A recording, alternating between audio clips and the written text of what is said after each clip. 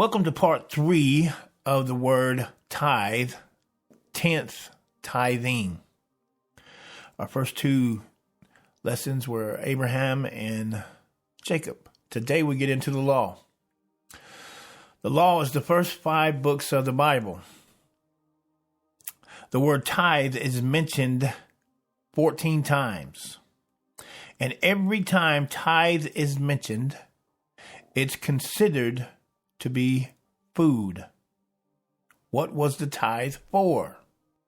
Numbers 18:21, behold, I have given to the descendants of Levi, the tribe of Levi, and to only that tribe, every tithe in Israel as inheritance in return for services which they are doing in the work of the tent of assembly or the temple. The Levites could have no jobs. They could have no homes.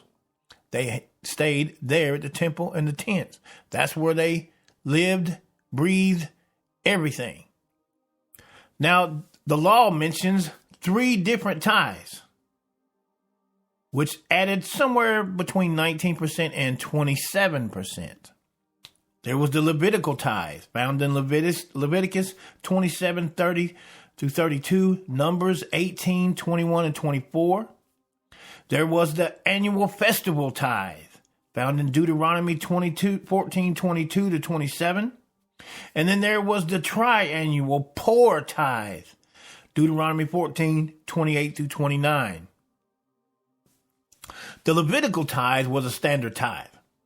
It required all Israelites to give 10% of their increase, which was crops, fruit, and livestock, to the Levites.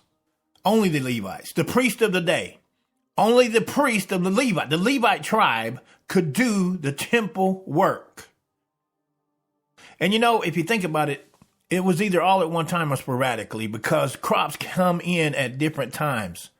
Like in April, the barley would come in. May, the wheat and the green almonds and the apricots and the plums. And July, the figs and the olives and the grapes. August, peaches and apples and pears. September, pomegranates and bananas. October, you had the wheat and the barley and everything, the sugar cane and the dates and all that. So either they saved it up or they did it sporadically.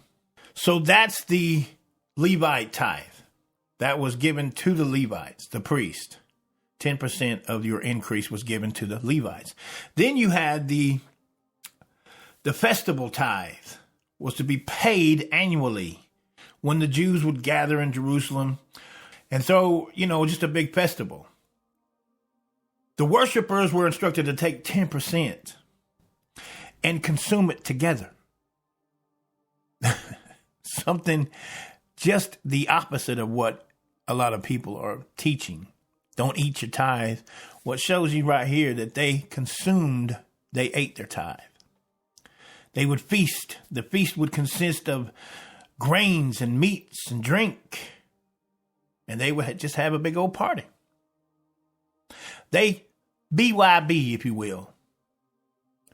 They brought their own food. So then we have a poor tithe, which was paid every 3 years.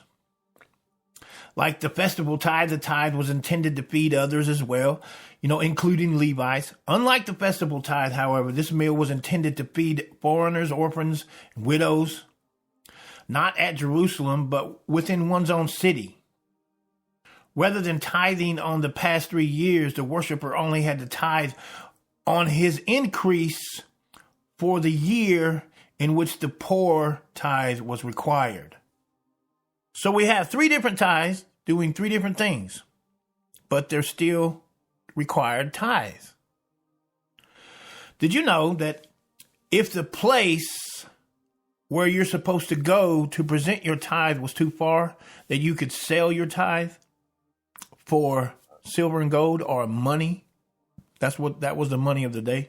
Deuteronomy 14:24 to 26 talks about if the place where God is choosing to set up the tithe and everything, if it's too far for you, you've got a whole bunch of grain and you can't carry it all, then trade in your tithe. Now notice the verbiage here. trade in your tithe for the money, or silver and gold. That's what they had back in those days. That's what they used a lot of times for money, silver and gold.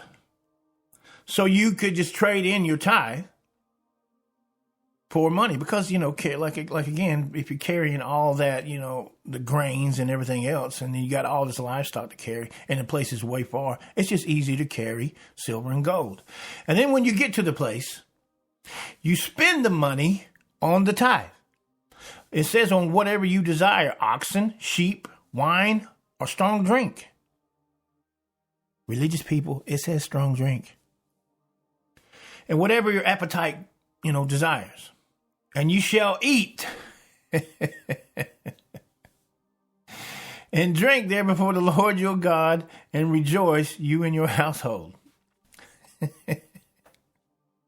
It's amazing because, those who teach tithing tell you that if you eat your tithe, you're cursed with a curse. It's so funny how people just try to rule with fear and dominance. It's always been a problem for Christianity because who in their right mind would buy a novel, 1,000-page novel, start with page 500 to 510, then scroll back to 100 to 120, then scroll up to 890 to 910, and then go give a book report. But that's what we do in Christianity. We start with Malachi when we're talking about the tithe, the middle of the book, and then we go right and left. Instead of finding out what Malachi is talking about, we just put our own interpretations on it. This brings about bondage. So let's start with page 1 and go to the end. Then go back to page 1 and go to the end. And then go to page 1 and go to the end. I can tell that people don't do that because they don't have any questions. When you're talking about a certain subject, about tithing especially, people don't have any questions. I can tell that you never studied the law out, but you're just going to believe whatever anybody just says from some piece of wood or piece of glass elevated. Now, they must be right. No critical thinking here. No objective thinking. Which brings me to my last point, the temple tax. Some say it was a tithe. It's found in Exodus 30, and maybe some other place, but Exodus 30 really talks about it. That tax was not levied on women, anyone under the age of 20, those males that were not able to go to war, or the Levites. And while this was mandated, it was never described as a tithe. So that's going to wrap up the law.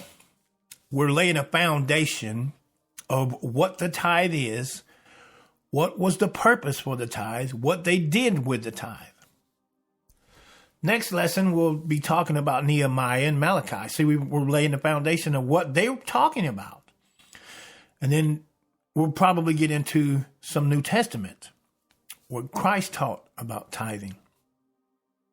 But I really want to conclude this with the storehouse thought that today's quote-unquote church is the storehouse. It's not true.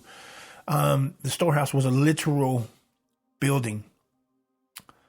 You can't find storehouse church being called a storehouse in the New Testament. Like I said, we invent all these words and all this stuff that we just make up in churchianity. Storehouse was a literal storehouse that they put the grains in for the priest.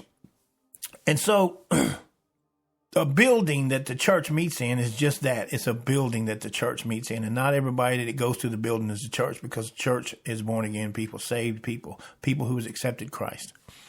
Not everybody that goes into that building is a church. Matter of fact, when the last saved person walks out of that building, the building is empty. God does not dwell in temples made with hands. That building is just that. It's a building. Next time